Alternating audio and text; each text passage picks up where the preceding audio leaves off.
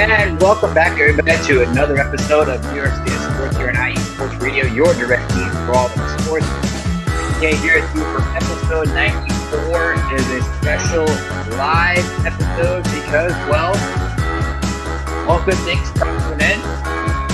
This is the last live episode, not the last New York State Sports, but we'll wrap up this chapter today. On this final live show, we'll talk to Knicks holding off elimination last night against the Pacers. Can they force a Game 7 on Monday? What will it take to get that done tomorrow night? The Yankees get set to a World Series match against the Dodgers. The Boston Mets is set to take on the worst baseball in Colorado. They've actually played them 6 times over the next 10 days. They take advantage of that opportunity. The Liberty are off to a fantastic start. They're 5-0. A very great win last night over the Golden State Valkyries. We'll talk about Red Bull getting a win over Charlotte on Wednesday. We'll talk to NYCFC. They get 2 steps over the great second half of Chicago.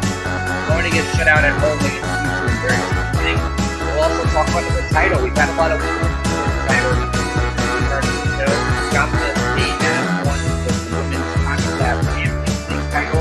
You know, before it started down to introduce their GM and the Rangers. They're sitting home watching the former AHL coach going through the second straight Stanley Cup final. Chris Knobloch being the biggest one in the Rangers. Talk about all that today. Coming up.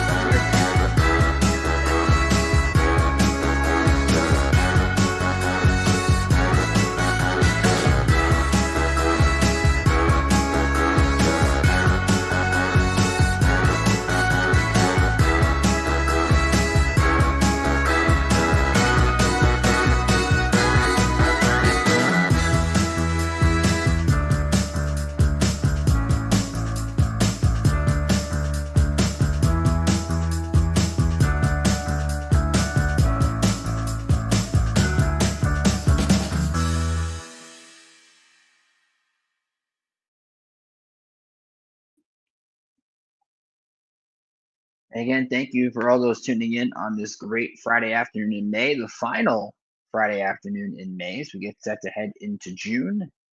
And a fun time here at IE Sports Radio for sure. Want to remind you, of course, you can follow us on X, Instagram, Facebook, TikTok, YouTube at IE Sports Radio. Go to IESportsRadio.com.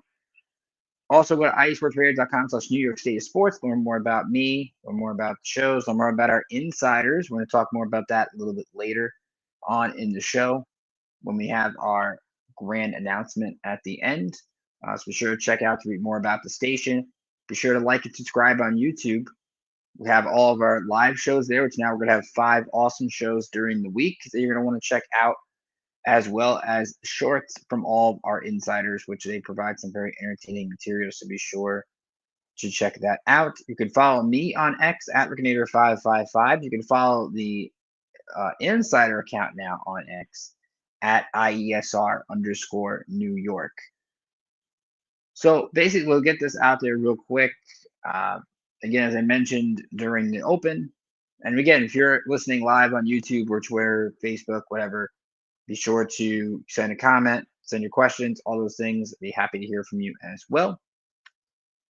New York State Sports isn't gone, but we're the live format as a whole. This is the last one we are going to do.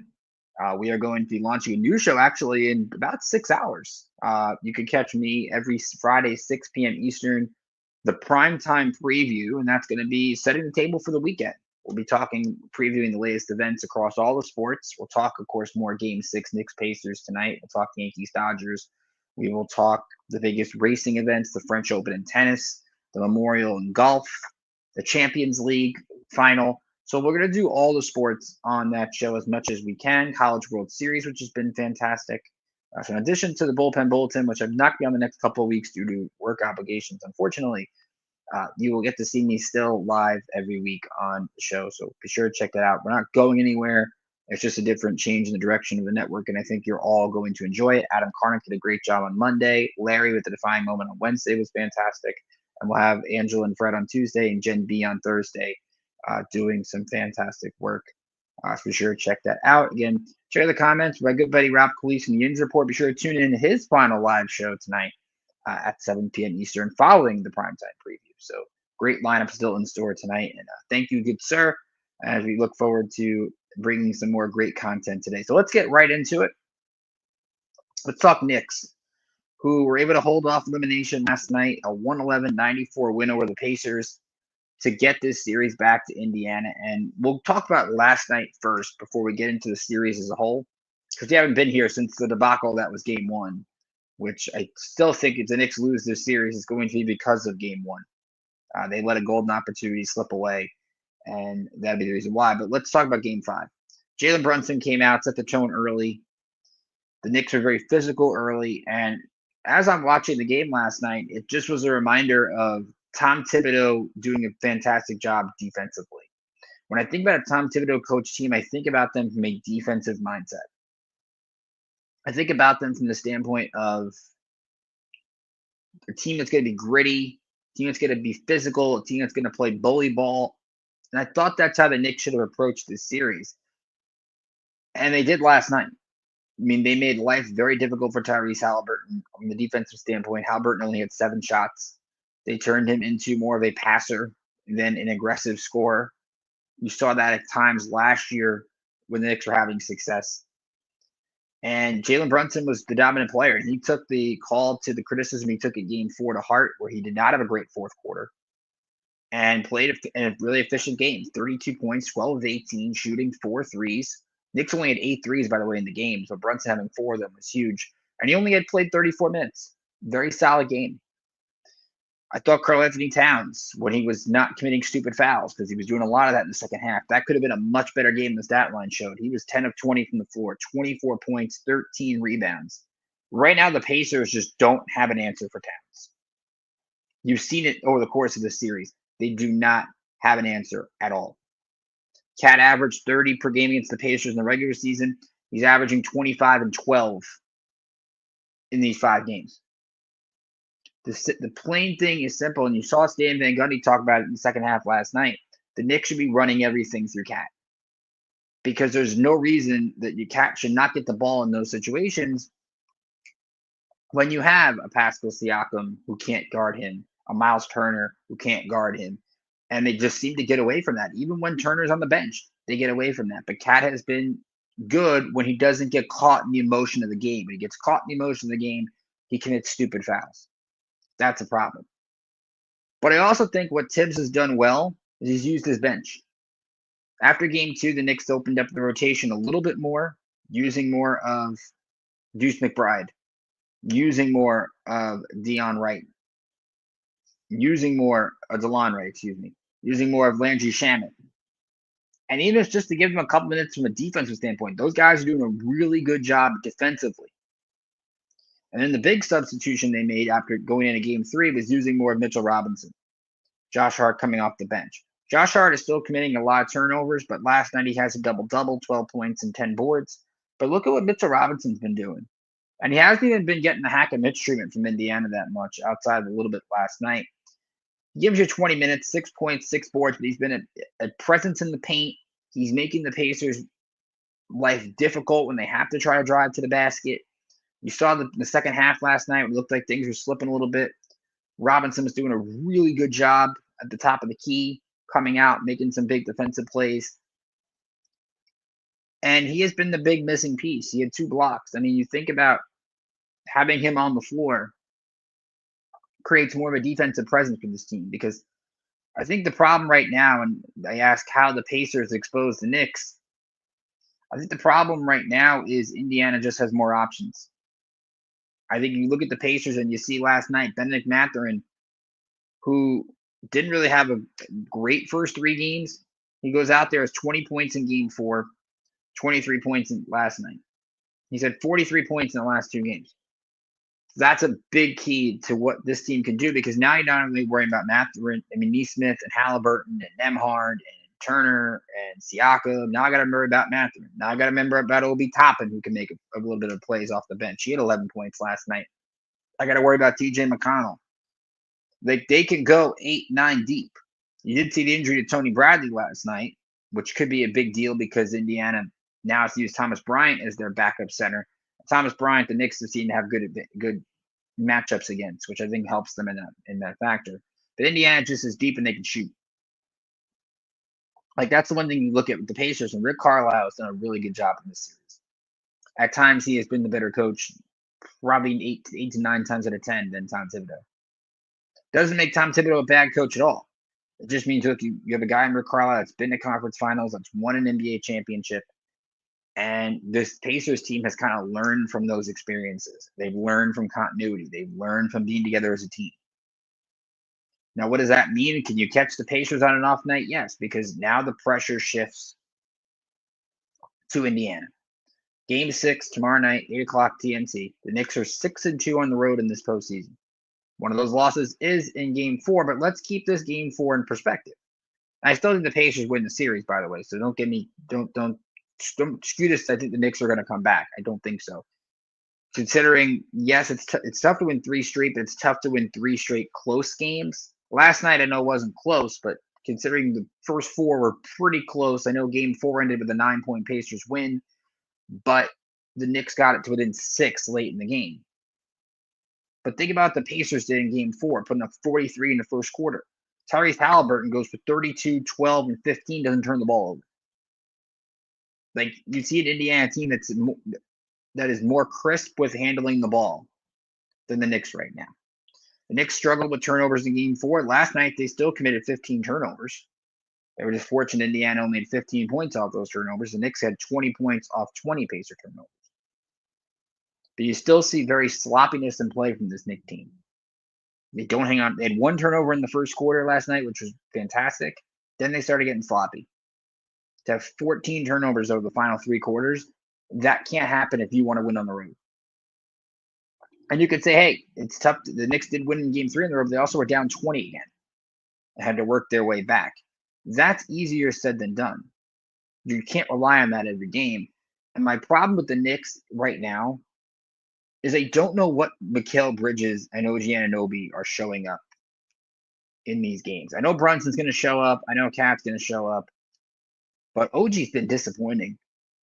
He was only 3 for 14 last night, just an abysmal performance from a shooting perspective, 11 points. OG's had at least 16 in 4 out of the 5 games, but his efficiency has not been great.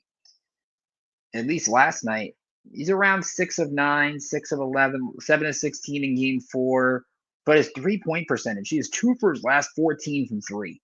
2 for his last 14. That's not going to get it done, especially from a guy that's known for making the corner 3. You're not going to win games that way. Mikal Bridges the same way. You look at Mikal Bridges, always does a good job finding his spot, always does a good job getting to the basket. 6 of 12 last night, but Bridges from 3 has been a mess in this series.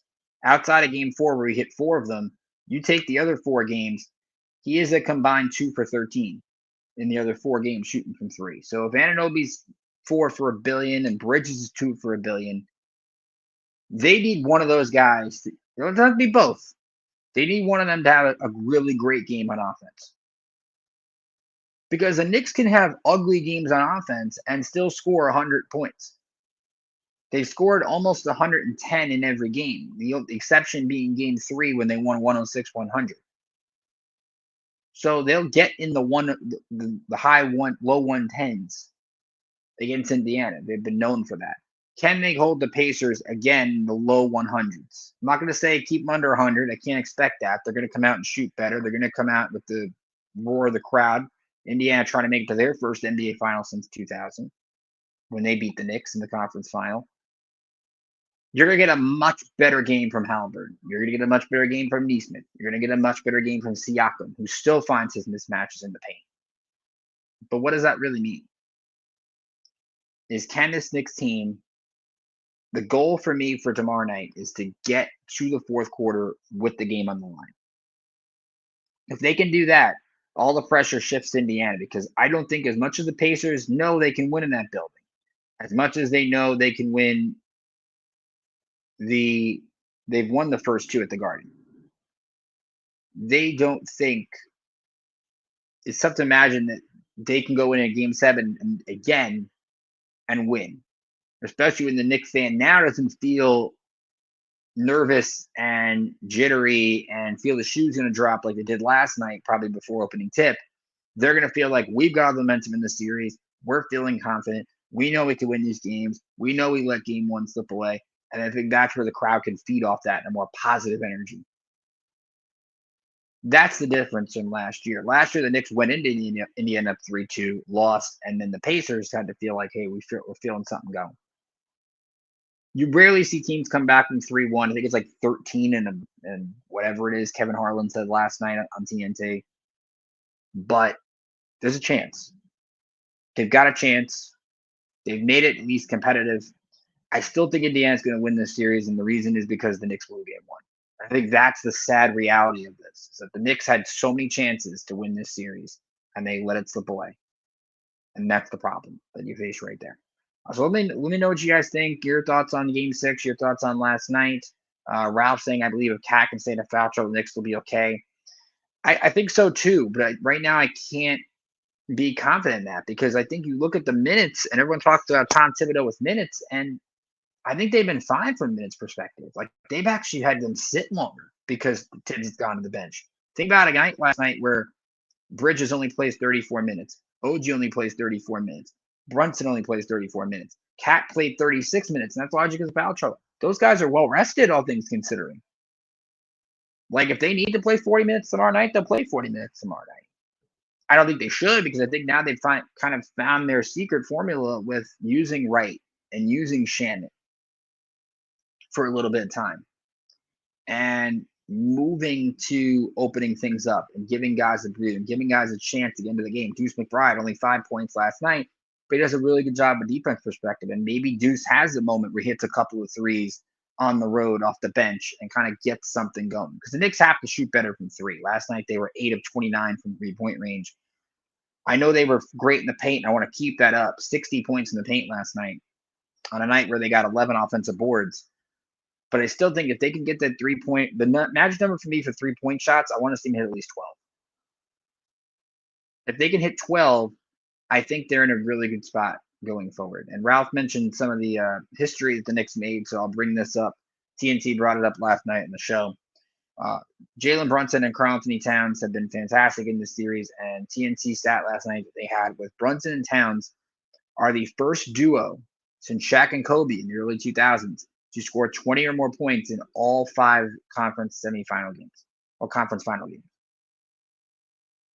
And when I heard that stat, I was surprised, considering this day and age, when you think about players in conference finals, you think about LeBron and Wade in Miami, like how those guys didn't have 20 plus points in each game with that talent. You think about some of the great duos in this sport over the last 2 decades, and for Brunson and Towns to make that list, just an incredible accomplishment. So congratulations to both of them. They're going to have a lot of criticism going into Game 6 for sure, but that's where champions shine. And Jalen Brunson, to me, he's going to shine on that kind of stage. I think he's going to go out there and put up at least 30 because he's known for this kind of clutch performances. Can he stay out of foul trouble? Because that's something we've also seen in this series is Brunson struggle with foul trouble.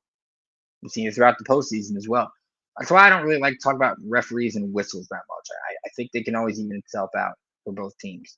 But something to keep an eye on as we get into the weekend. Let's talk, though, as we stay on the basketball front, let's talk some Liberty. And they have been really good to begin the year. And it's no shock to anybody. I mean, they're the favorites to go back-to-back. But to get off to a 5-0 start, first time they've done that since 2007, I believe, which is much better than the start they were on last year. And you think about the tough games they played. We talk about playing the Sky on the road. We talk about playing the Fever last week. And Natasha Cloud did a really great job on Caitlin Clark down the stretch. Even though it was revealed after the game that Clark had battled some injuries. But for the Liberty to go into that environment, Indiana had a great third quarter. And for the Liberty to respond to that and play an excellent game on the road and silence the crowd at the end in Gainbridge Fieldhouse, heck of a win. Then they play Golden State, the expansion Valkyries. Blow out the Valkyries on Tuesday, which, again, was no surprise. The Valkyries are obviously an expansion team, 95-67. Liberty have scored 90-plus in 4 out of 5 games. But what was impressive to me was second game in 3 nights. They have a back-to-back tonight. We'll throw out what they have coming up. They have the Mystics tonight at 7:30. Washington's a really good defensive team.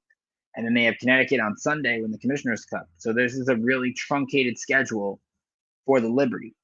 So you look at last night's game. No Jonquel Jones. She sits with a hamstring issue. They haven't had Niara Sabali for the last couple of games due to injury. But what happens? They still find a way to get it done.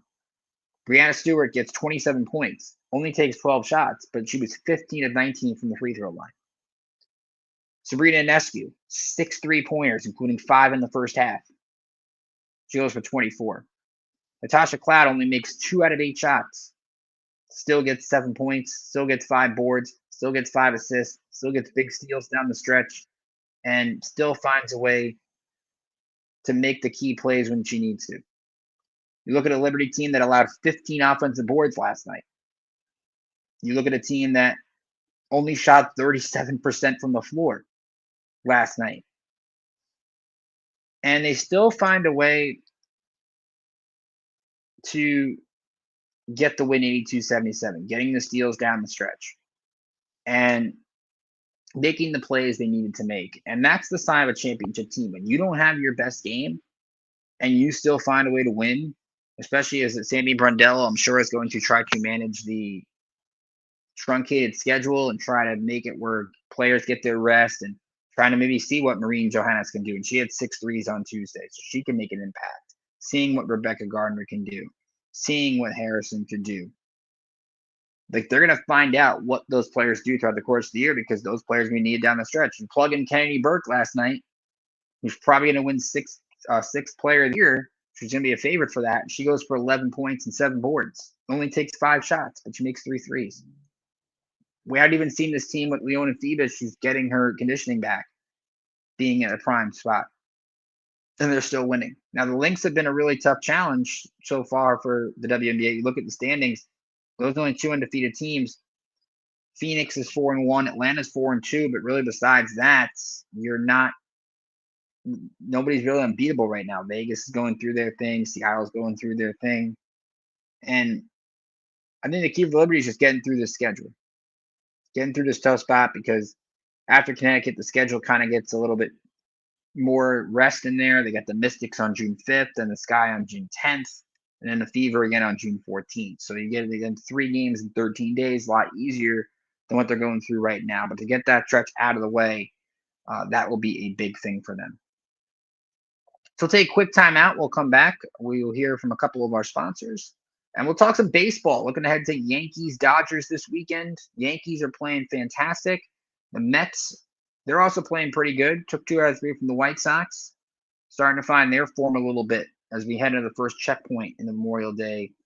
For Memorial Day, when we look at the baseball standings. You're listening to New York State of Sports and iSports Radio, your direct feed for all those sports. We'll be right back talking some baseball after this.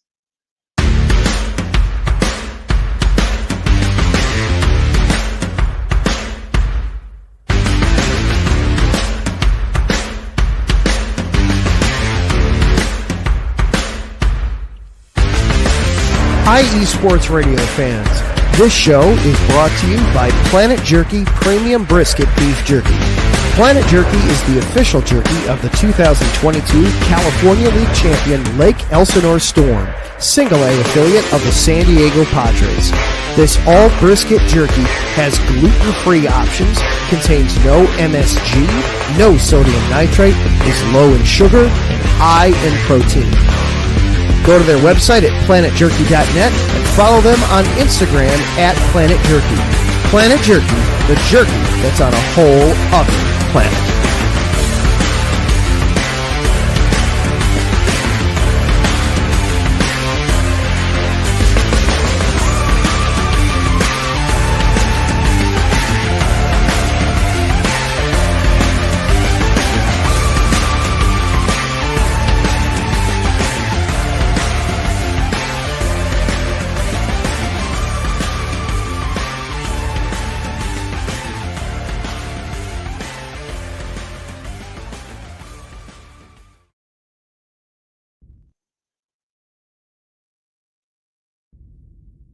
Rise and shine. It's 4 a.m. The stars are still out. The sun is beneath the horizon, but it's time to punch in and go to work. The comfort of your warm-ups turns into the grinding out of your reps as the clinking and the clinking of the plates create a symphony of euphoria. There's no other feeling like it. Earn it, burn it, and take what's yours. IE Sports Radio has proudly partnered with Vital Apparel, a brand that not only fits great, but also promotes and donates to mental health research. Use our code IESR to get 15% off their comfortable and inspiring gym wear and help them on their amazing journey to support mental health. Go hard, take part in your iron therapy, and be strong. Because when your mental health is as strong as you are, there's no telling how far you'll go.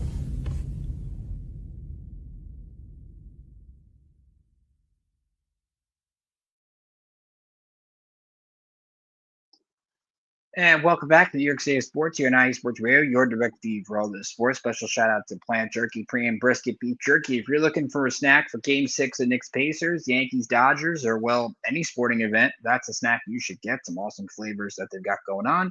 And of course, Vital Apparel, great gym wear for a great cause in mental health research. Use the code IESR to get 15% off of that gym wear today. So let's talk about baseball, and let's get into the Yankees first, who gone out west and they continue to do their thing. Now, I know they had a really bad loss on Friday against the Rockies. You can't lose to Colorado. It's one of those things where like you're embarrassed by it, but you still won the series. You had a weird game Sunday with a rain delay where the Rockies made it close late. You still found a way to win. The offense had a 10-run fifth inning on Saturday, but didn't really break out the way you would hope that it would in Coors Field, but they still got the win. Then they played the Angels, and their pitching against the Angels was absolutely great. The Yankees got some big hits in the needed to. You had Volpe's big bases clearing double on Monday, but you had Ryan Yarbrough on Monday, 6 innings, allows just 2 hits and strikes out 7. Yarbrough's been amazing for this rotation when he gets in. He has done a good job, and I think when I tweeted it out early in the week, Brian Cashman doesn't get enough credit for making that move right before opening day. It's been a godsend for the Yankees. Carlos Rodon, fantastic on Tuesday. Goes 7 scoreless innings, strikes out 10. Rodon has been, I think, one of the better pitchers in baseball this month.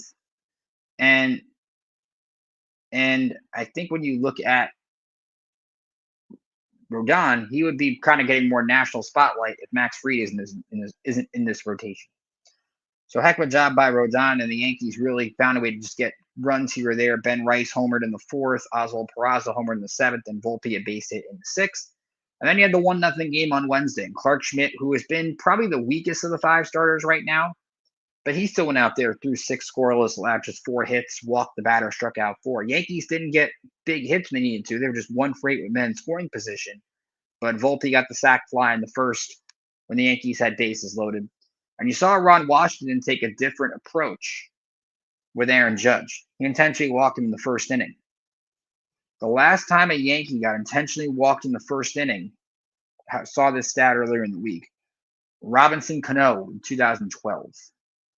That's the last time a Yankee was intentionally walked in the 1st inning. And you saw Aaron Judge have a little fun with Ron Washington. And that's some of those things you still worry about with Judge is you've seen where teams won't pitch to him for a while and then he'll kind of lose his mojo. I don't think he's lost it yet. I mean, the on base has been insanely good. He's having a historic season. But the Yankees are still finding ways to win on nights where they don't score. You had the game on Tuesday where Devin Williams almost blows the save, but you can't use Luke Weaver because Luke Weaver's been used a ton over the last week. So at least Williams getting that save is big for this team. You look at a guy like Paul Goldschmidt, who just continues to hit. I mean, Goldschmidt's hitting leadoff. He's got a 347 average and an OPS about 900. We're in June. Eventually, that's going to retreat down to the normal a little bit. But for right now, he's been excellent for this leadoff spot, especially with Grisham going through a little bit of struggles here or there, even though he got 2 hits the other night, but he struck out 3 times. And what I love with Rodon, we'll go back to him for a second, is JC Escara has kind of had a good rapport with him, where Austin Wells doesn't have to play every day behind the plate. Escara can come in because Wells has been one of the more disappointing players on this team because I don't think he's gotten everything clicking yet. But at least with Escara there, and the Yankees, you look at letting Carlos Narvaez go, and now he's on the Red Sox, but Escara has kind of let you forget about that because he's done a good job being the backup. So all in all, great job by the Yankees so far, and they've really widen their gap in the East. Now, the Rays have not made it easy. The Rays have won 8 out of 10. But as we look at the first checkpoint of the year, which is Memorial Day, that's now the time I start to look at standings, start to look at some things. The Yankees are 35-20. They have a 6.5 game lead in the East. And let's look at the East from a big picture perspective. The Blue Jays are a 500 team. You never know what they're going to be. They'll either hit or they'll pitch, but they'll never do both. The Red Sox are 4 games under 500. Yankees will play them next weekend. Alex Bregman's out for the next month with an injury. The Red Sox are blowing games with their bullpen. They're playing extra inning games. They're not getting linked out of their rotation. That's a concern for Boston. And the Orioles are an absolute mess. They're 19-36. I don't think they're going to find their way back in this. I'm not going to say the AL East is over. You never make that claim this early in the year. But the Yankees, I think, have a very comfortable cushion where if they were to go through a little bit of struggles, I think they would be okay. Where nothing's going to concern them. From a big picture perspective, you saw something out in Somerset this weekend. Jazz Chisholm is on his rehab assignment. And he's rehabbing at third base. He's going to come back at third base. And I think it means a couple of things. Number one, the Yankees with the Oswaldo Cabrera injury don't have a lot of depth at third. Peraza can fill in here or there, but I don't think Peraza's been enough to be the starting third baseman, so Jazz should play there. DJ LeMahieu is also back. I think LeMahieu is a better second baseman than he is a third baseman, so that does play into factor. And I think the trade deadline plays a role in this too, because the third base options outside of Arenado, who's probably not going anywhere because the Cardinals are right there in the Central right now. You're not going to find a good third baseman that's going to change anything. That's better than Jazz. You might find a second baseman that's better than LeMahieu, or a utility infielder that's better than LeMahieu. That does strengthen this roster, and it might be easier to find that piece. And Jazz showed last year he can play third. Second's his better position, but third base is a spot he thrived in last year at times. And I think you've got enough defensively. The Yankees, definitely with Goldschmidt at first, have been much better from a defense perspective than they were a year ago. That's going to be the big key in why Jazz can stay at the hot corner. You're not going to really feel the effects from it. And it's good to see him that he's working his way back and he's close to coming back to this lineup. It'll be another power boost for them. Which sets up the big matchup tonight. It is a World Series rematch. Yankees in Dodger Stadium. Yankees were hoping to be at Dodger Stadium last year for Game 6, although that fifth inning still looms large. And you saw it was Brian Hoke had it, MLB.com. The Yankees got their AL Champions rings this week. And Giancarlo Stanton said, I don't want to see any of you wearing this around. They're not satisfied. And winning the series wouldn't exactly be revenge, but redemption is probably the better word, because the Yankees probably look at that World Series as, do all of you Yankee fans out there, in that they let Game 1 slip away last year, having the lead in extra innings and not being able to close it, not being able to win Game 5 at home, struggling against Yamamoto in Game 2, who we'll see this weekend. And they'll look at it as a missed opportunity. And they want to know they can get back there. And right now, the Yankees, I think, them and the Tigers are the top two teams to get to the World Series of the AL, in my opinion, as of right now. Nationally, it's a little bit tougher, but the Dodgers are 34-22, and they've done it with glue and duct tape.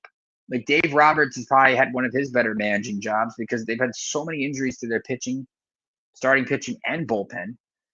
And they've just managed to piece stuff together. And that's been the impressive part, I think, of this Dodger team as a whole. And I think that's going to make this matchup fun, is think about all the MVPs you got with Judge, with Goldschmidt, with Bellinger, with Ohtani, with Betts, with Freeman. You have 6 MVPs playing the starting lineup combined for both these teams. It's incredible. It's going to be the national stage all week. Tonight on Apple TV Plus at 10 o'clock. Tomorrow at 7:15 on Fox. And Sunday night, 7:10 on ESPN. Here's your pitching matchups. Max Fried will go for the Yankees tonight, trying to go for an 8-0 start. He'll take on Tony Gonsolin for the Dodgers. For the Yankees, I don't believe they've yet to lose a game where Max Fried takes them out. I still think if it is like one loss. So that's where you're at there. Tomorrow, Will Warren against Landon Knack. That's probably more of a bullpen game for the Dodgers. Will Warren, I thought, looked really good his last few times out. He was good Sunday. The range is shortened his outing, but he could have gone 6 innings, I think.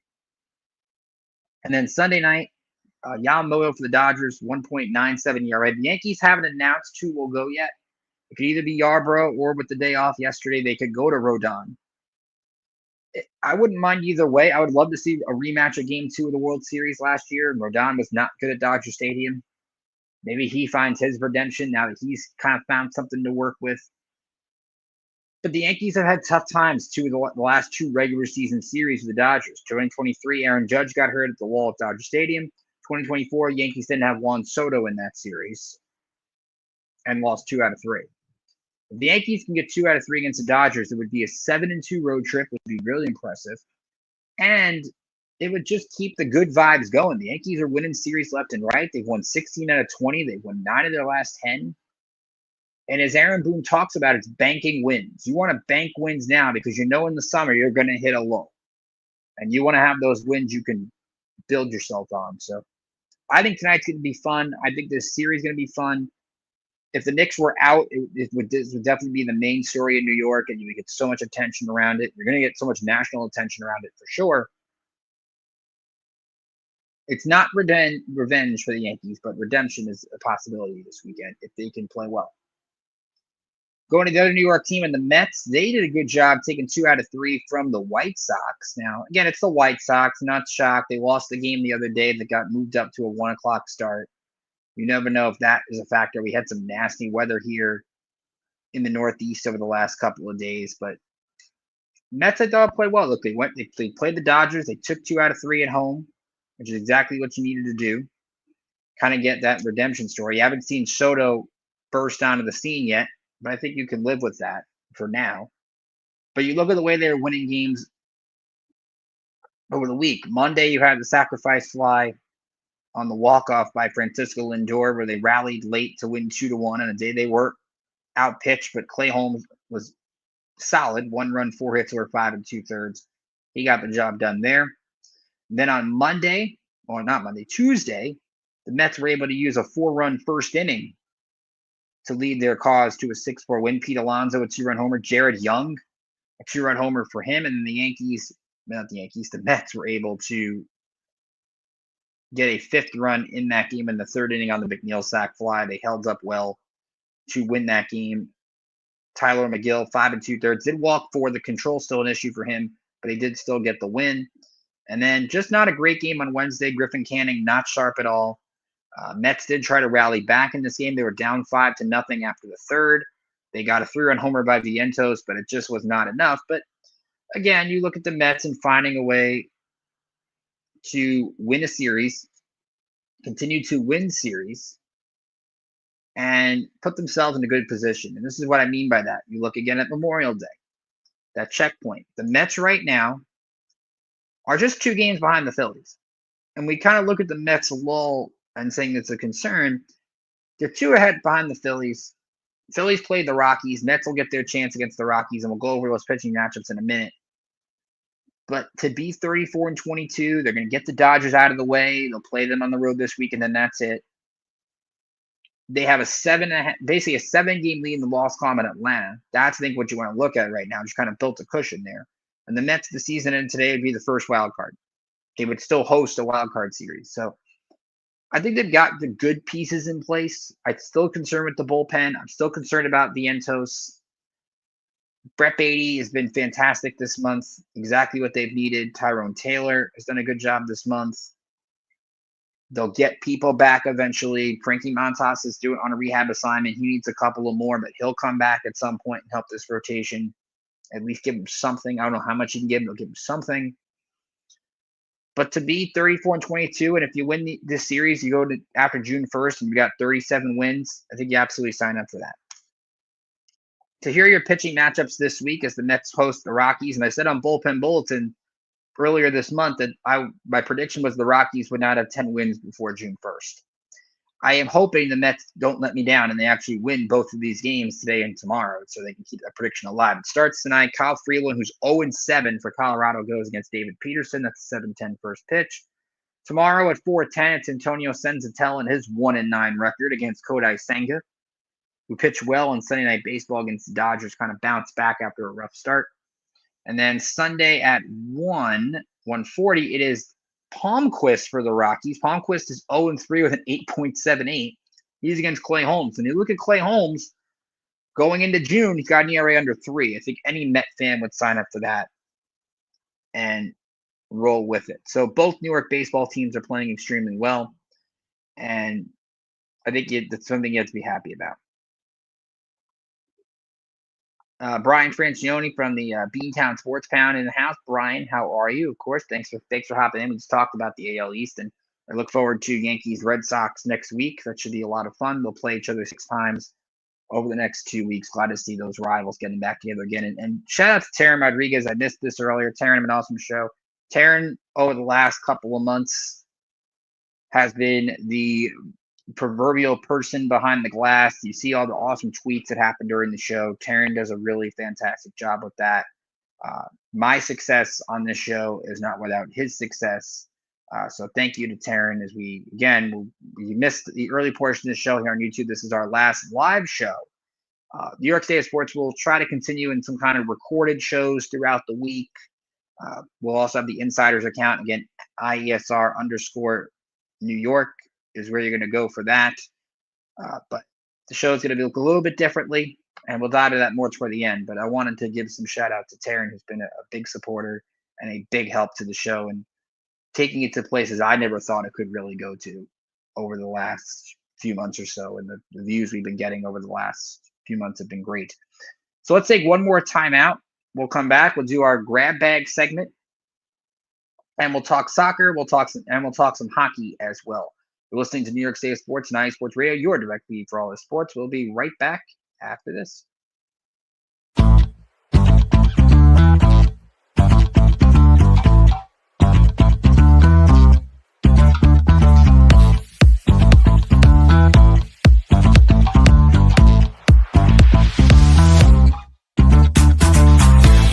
Hey there, IE Sports Radio fans. Be sure to check out our sponsor, Seal the Deal Wax Seals by Cecilia B. You just finished your very own wedding or baby shower invitations and you're looking for that extra special touch? Maybe you just wrote a letter to a relative or a friend and you want to add to their smile when they receive it. Then seal the deal with Cecilia's handmade sealing wax stamps for your invitations, letters, and gifts. You bring the deal, we'll bring the seal. You can find them on Instagram at @sealthedeal_wax stamps and on Facebook, Seal the Deal Wax Seals.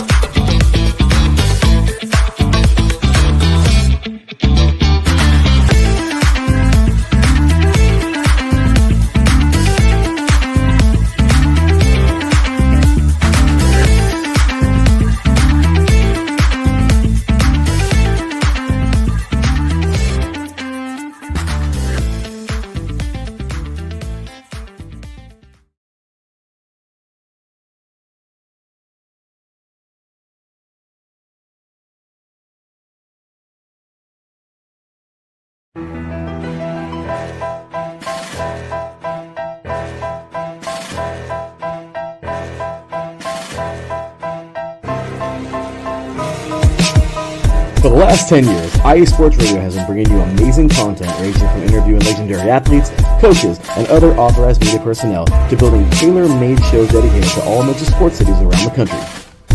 Make sure to follow us at IE Sports Radio on X, Instagram, Facebook, TikTok, and YouTube to keep up with the latest in sports and with all of our shows. Also, make sure to check out our daily updated website at iesportsradio.com. At iesportsradio.com, you can see our daily show schedule and check out all of our show pages with personal bios to learn a little bit more about each of our awesome hosts.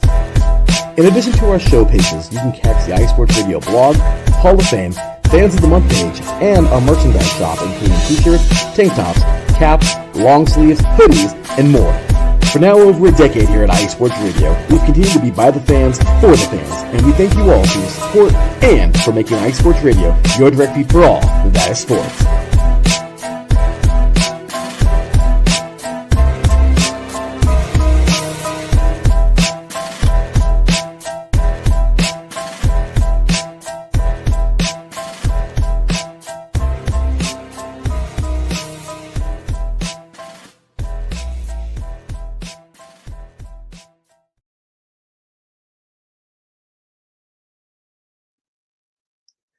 Wrapping up episode 94 of New York State Sports, 90 Sports Radio, your direct feed for all that is sports. Ricky K here with you in the house.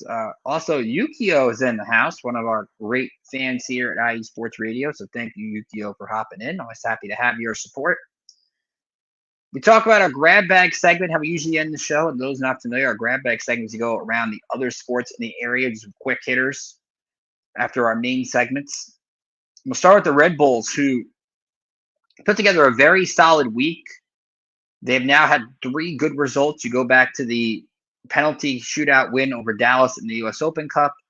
They go to DC United last week. They struggle to win on the road, and then they get a goal from Cameron Harper late in the first half. Mohamed Sofo, who's been great for this team, scores at the end of the game for a 2-0 win. Exactly what they needed on the road. And then they go to home to play Charlotte. Nasty weather on Wednesday. Charlotte's got 7 wins on the year. And Victor Bogas scores his first goal in the 14th minute. Charlotte ties it, and then Mohamed Sofo scores 3 minutes later to make it 2-1. And then Choupo-Moting gets 2 goals in the second half, one in the 70th minute, and a penalty kick late in the game to make it a 2-goal advantage, a 4-2 win. Choupo-Moting has been really good for this team. We talked about him throughout the course of the show this year. I don't think they're anywhere near the success they're having without him. He's got 9 goals in 16 games. The next one is Forsberg with 5 and 15. Sofo's got 4 in just 9 games, by the way. Like he has done a really good job, at least from a scoring perspective, getting that done, being productive. Forsberg, of course, one of the better assist players on the team. But a good way to go into the end of May feeling pretty confident. They will host Atlanta coming up Saturday night, 7:30 Eastern at Sports Illustrated Stadium. And then they will actually have the week off. So chance to get a little bit of time off for the Red Bulls, but 2 solid wins there. Not so good for NYCFC. I know I've been very hard on them throughout the last few weeks, but I think it's justified. They're not getting the consistent results that you would hope for. Every time you think that they turn the corner, they tend to struggle. Now, they played pretty well Sunday against Chicago. Chicago picked up a red card in the 31st minute, but NYCFC took that to their advantage. 3 goals in the second half. Munsaf Bakrar in the 58th minute, Hannes Wolf in the 70th minute, and then Alonso Martinez in penalties after Chicago had made it a 2-1 game. Solid result there, but then you go to Wednesday. And that's where, hey, I want you to carry the momentum. I want you to keep that good vibes going. And they end up getting an own goal in the 25th minute. Gabriel Segal scores 2 goals for Houston in the second half, and NYCFC loses 3-0. Very disappointing result, and it just keeps them putting a couple steps back. Where right now you look at the table, both the Red Bulls and NYCFC have 24 points. They are 4 points ahead of a playoff spot. Remember, 8 and 9 would play each other to get into the playoffs. So that 7th spot is kind of where you want to be. Both of them are tied right now 2 points behind Miami. NYCFC's next game is going to be tomorrow in Nashville. That's a 4:30 game. Nashville is 8-4-4 on the season. They've got 28 points. That's going to be a really difficult road game for them. And then they will be off till June 12th when they will host Atlanta. Just 2 games for NYCFC in June. So they'll get a little bit of a breather going forward. Of course, U.S. Open Cup will not be going on still and stuff like that. So be sure to check them out. And finally, on the soccer front, some love to Gotham FC.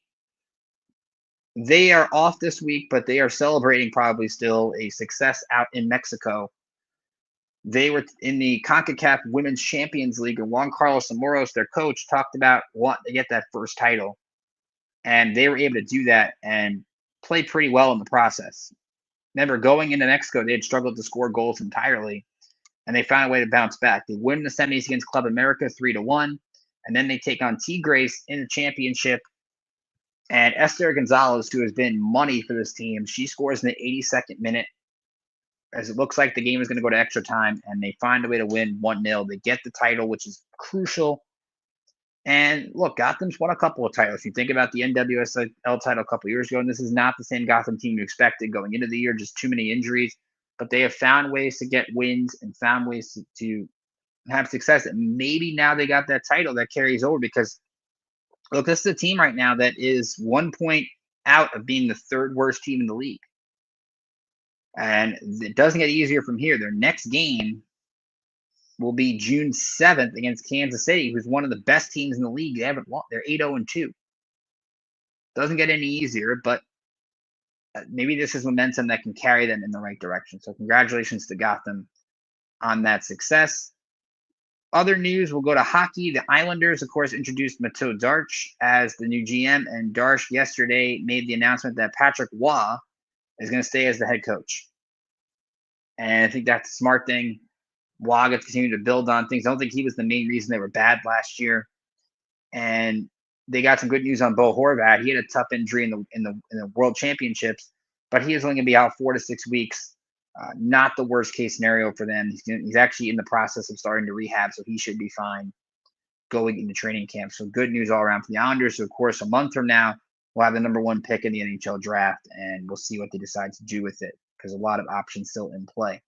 And then on the Rangers, and I talked about being one of the biggest what ifs in Rangers history. And we talk about the Rangers constantly going through head coaches. Maybe they found the right one with Mike Sullivan. We'll see. But they are watching their former assistant coach, Chris Knobloch, who was the coach, of course, in the AHL,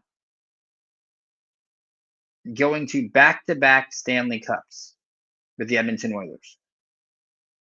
And they've gone through experienced coaches with Gallant and Laviolette. That hasn't worked. And I don't know what the Rangers didn't see in Chris Knobloch. They didn't think that he could take advantage. Maybe it was because the David Quinn stuff didn't work and they were afraid to try that. But the fact that Chris Knobloch was taking the pressure in Edmonton with McDavid and Draisaitl and all these guys, and they still find a way to get the back-to-back finals, that looks really bad for Chris Drury. It looks really bad for the Rangers entirely. That they had that guy in-house, and they didn't give him a chance to show he could coach. Because right now he's showing Chris Knobloch can't coach. We'll see if Edmonton finally gets the cup and if McDavid can finally hoist one. Back-to-back years, we'll have Florida and Edmonton. I think we're going to have a really good Stanley Cup final. But Rangers had that guy in-house. Couldn't really keep him. Very disappointing. And last but not least, we'll look at quickly NCAA baseball. Binghamton is in the College World Series. They are in a delay right now in Athens against Georgia. That the regionals being started this afternoon. The only other local, I don't think we have another New York local team in it. Oh, Columbia. Sorry about that. Columbia will be playing tonight in the Hattiesburg Regional. They will take on the 16th national seed, Southern Miss. So shout out to the Lions, and we'll see what they can get done out in the NCAA tournament. So once again, I want to remind you, tune in later tonight, well, less than 5 hours from now, the primetime preview, 6 p.m. Eastern. It's our newest show on the lineup. One of 5 shows will be airing live throughout the week. We'll get you set for the weekend's action in all the sports, racing, baseball, basketball. We'll hit the Game 6 at Knicks Pacers a little bit more. We'll get our first look at the Stanley Cups, not till Wednesday, but we'll talk about it a little bit. And we'll do maybe some golf, too. The Memorial is this weekend. Jack's tournament out in Ohio. We'll look ahead to the weekend out there. So we're going to have some fun, talk about College World Series, NCAA tournament. We'll give a score update on what's been going on in the regionals as well. You'll hear from all of our insiders, which are the same regional shows, but now they're going to be our insiders. They'll pop on the show every now and then and help preview the performances with us. And with that being said, that is going to do it. So again, New York State of Sports will still be around in spirit. The account is now at IESR_New York, but we have done almost 95 live shows, basically 95 live shows here. And it's been so much fun to get a chance to interact with you all live. When I took this on over a year ago, I love the excitement of doing a live regional show. I've done podcasts before about teams and things like that, but to get a chance to do a show just solely about New York, being from New York, moving to New Jersey during the course of this year and a half, it has been so much fun. Thank you to Larry B for allowing me to host these live shows. Thank you to Larry for giving me a chance to host a news show. But thank you to all the regional hosts that we've had on. It's been so much fun interacting with them. Thank you to all of you guys who take time out of your Monday or Friday, now that we're doing it, for the last since summer, well, late spring. I think pretty much we've gone on Fridays. Thank you to those who've taken time out of their week to tune in. It's been so much fun. Thank you to Taryn Rodriguez, who's been great with the tweets. I didn't even tell him I was going on today, and he's still tweeting today. It's great been coordinating with him. Our executive team, Jen and Angela, are great. It's been so much fun. It doesn't mean just because one chapter ends, it doesn't mean another great chapter gets to begin. But I've been reflecting on, I wanted to do one last live show for all of you because I think that the show has not had the success that it could have unless all of you were tuning in. So thank you once again. I hope you follow me to the primetime preview. We're going to have some fun.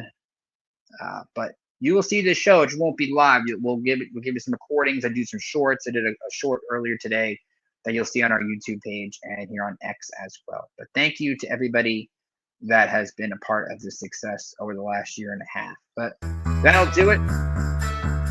The Knicks get to a Game 6. Will they find their way to a Game 7 on Monday? It's going to take a heroic effort from some of their role players, but the Knicks have fared well on the road this year. 6-2 so far on the road. Can they keep that success going this time? Of course, the big matchup out in LA, Yankees and Dodgers, got revenge with redemption. Max Fried gets his chance to be on this big stage tonight and have a season plus. Here's the game. We'll struggle a little bit against much pitching. We're going to have to work on that a little bit. Again, they built up a good rapport in the AL East right now. Next, 2-game finals in the division, but they'll now have 6 games with the Rockies. Use the device. Win all 6. Keep going. Find that success. Keep building. Get going eventually.